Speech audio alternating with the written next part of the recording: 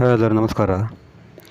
ಇವತ್ತಿನ ಒಂದು ವಿಡಿಯೋದಲ್ಲಿ ಭಗ್ನ ಪ್ರೇಮ ಆಗುವಂಥ ಒಂದು ಯೋಗ, ಅಂದರೆ ಪ್ರೇಮಹೀನ ಯೋಗ, ಈ ಥರ ಒಂದು ಯೋಗ ಇದ್ದರೆ ಜಾತಕದಲ್ಲಿ ಅವರಿಗೆ ಪ್ರೇಮದಲ್ಲಿ ಒಂದು ಸಫಲತೆ ಅನ್ನೋದು ಸಕ್ಸಸ್ ಸಿಗಲ್ಲ. ಅಂದರೆ ಪ್ರೇಮದಲ್ಲಿ ಅವರಿಗೆ ಒಂದು ಕಂಫರ್ಟ್ ಫೀಲ್ ಏನಾಗಲ್ಲ.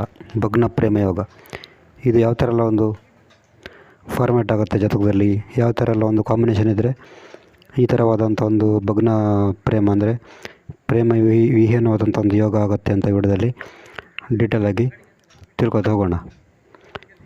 ಇದರಲ್ಲಿ ಮೇಯ್ನಾಗಿ ಬರುವುದು 5ನೇ ಮನೆ. ಇಲ್ಲಿ 5ನೇ ಮನೆ ಅಂತ ಹೇಳಿದ್ರೆ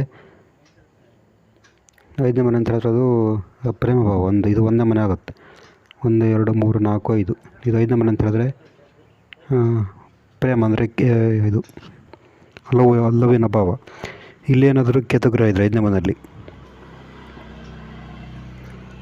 ನಿಮಗೆ ಲವ್ ಆಗೋದು ತುಂಬ ಕಷ್ಟ ಇದೆ. ಲವ್ವಲ್ಲಿ ಫೀಲ್ ಕೂಡ ತುಂಬ ಕಷ್ಟ ಆಗುತ್ತೆ 5ನೇ ಮನೆಯಲ್ಲಿ ಏನಾದರೂ ಇದಿದ್ದರೆ, ಯಾವುದು ಕೇತುಗ್ರಹ ಇದ್ದರೆ. ಪ್ರೀತಿಯಲ್ಲಿ ಕೂಡ ಅಷ್ಟೇನು ಇಂಟ್ರೆಸ್ಟ್ ಇರಲ್ಲ ಇವರಿಗೆ. 5ನೇ ಮನೆಯಲ್ಲಿ ಕೇತು ಇದ್ದರೆ ಪ್ರೀತಿಯಲ್ಲಿ ಇಂಟ್ರೆಸ್ಟ್ ಇರಲ್ಲ ಅಂತ ಹೇಳ್ಬೋದು. ಮತ್ತು ಅವರಿಗೆ ಹಿಂದಿನ ಜನ್ಮದಲ್ಲಿ ಅವರಿಗೆ ಲವ್ವಲ್ಲಿ ತೃಪ್ತಿ ಆದಾಗೆ, ಲವ್ವಲ್ಲಿ ಹಿಂದಿನ ಜನ್ಮದಲ್ಲೇ ಲವ್ ಅನುಭವಿಸ ಹಾಗೆ ಅವರಿಗೆ ಫೀಲ್ ಆಗ್ಬೋದು. 5ನೇ ಮನೆಯಲ್ಲಿ ಕೇತು ಇದ್ದರೆ ಪರಿಪೂರ್ಣ ಆದಾಗೆ, ಹಿಂದಿನ ಜನ್ಮದಲ್ಲೇ ಪ್ರೇಮ ಪರಿಪೂರ್ಣ ಆದಾಗೆ ಒಂದು ಫೀಲ್ ಕೊಡ್ಬೋದು ಇವರಿಗೆ. ನಂತರ 7ನೇ ಮನೆಯಲ್ಲಿ ಏನಾದರೂ ಕೇತು ಇದ್ದರೆ ಇದು ಕೂಡ ದಾಂಪತ್ಯ ಜೀವನದಲ್ಲಿ ಪ್ರೇಮ ಸಿಗಲ್ಲ ಇವರಿಗೆ.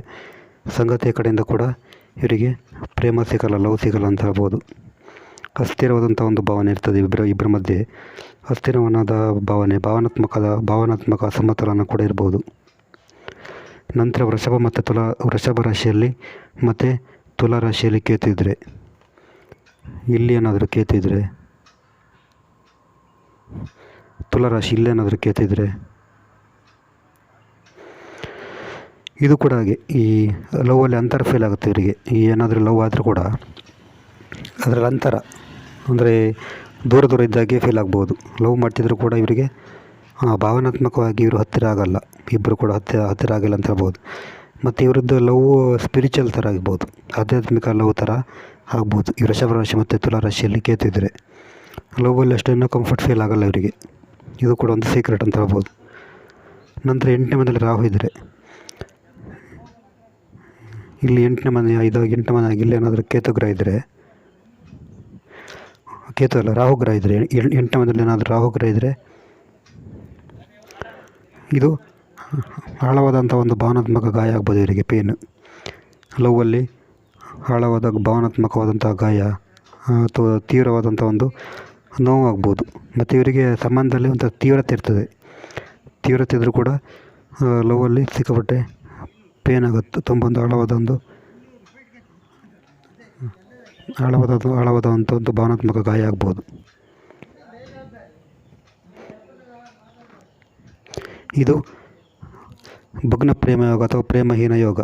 ಇದು ಲವ್ ಬ್ರೇಕ್ ಯೋಗ ಅಲ್ಲ. ಇದು ಈ ಥರ ನಾನು ಹೇಳಿರೋಂಥ ಯೋಗ ಇದ್ದರೆ ಅವರಿಗೆ ಲವ್ ಆಗೋದು ತುಂಬ ಕಷ್ಟ. ಲವ್ ಆದರೂ ಕೂಡ ಅದರಲ್ಲೂ ಆ ಫೀಲ್ ಅನುಭವಿಸೋದು ಕಷ್ಟ ಅಂತ ಹೇಳ್ಬೋದು. ಇನ್ನೊಂದು ಸಲ ಬ್ರೀಫಾಗಿ ನೋಡಿ. 5ರಲ್ಲಿ ಕೇತು ಇದ್ದರೆ, ಲಗ್ನದಿಂದ 5ನೇ ಮನೆಯಲ್ಲಿ ಏನಾದರೂ ಕೇತು ಇದ್ದರೆ, 5ನೇ ಮನೆಯಲ್ಲಿ ಕೇತು ಇದ್ದರೆ ಅವರಿಗೆ ತುಂಬ ಕಷ್ಟ ಅಂತ ಹೇಳ್ಬೋದು. ಆಮೇಲೆ 7ನೇ ಮನೆಯಲ್ಲಿ ರಾಹು ಇದ್ದರೆ, 7ನೇ ಮನೆಯಲ್ಲಿ ಕೇತು ಇದ್ದರೂ ಕೂಡ ಲವ್ ಸಿಗಲ್ಲ.